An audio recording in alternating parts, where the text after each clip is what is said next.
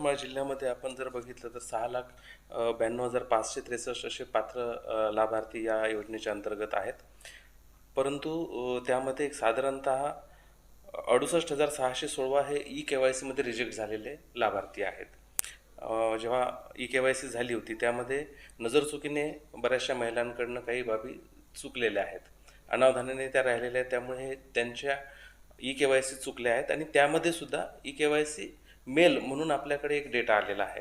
त्या डेटाचं जेव्हा आम्ही व्हेरिफिकेशन करण्याचा प्रयत्न केला तेव्हा असं लक्षात आलेलं आहे की ही जी चूक झालेली आहे ती महिलाच आहे आधार कार्डवर, परंतु जेंडर जे तिचं फिमेलचे टाकायचं होतं त्या ठिकाणी मेल टाकण्यात आल्यामुळं ती मेल म्हणून दिसत आहे. त्यामुळे यामध्ये लाडके भाऊ आले असतील असं तर आम्हाला काही वाटत नाही, परंतु तरी आम्ही आमच्या स्तरावर याची पडताळणी करत आहोत.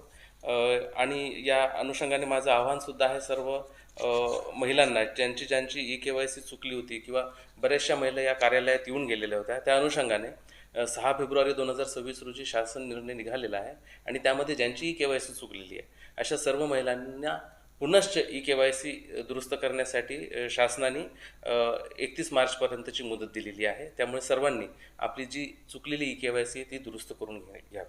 जिल्ह्यामध्ये असे किती मेल डाटा आपल्याकडे आलेले आहेत, काय आकडा आहे? एक साधारणतः 450-500च्या जवळपासचा तो आकडा आम्हाला दिसत आहे, ज्यामध्ये मेल ई-के-वाय-सी दिसत आहे.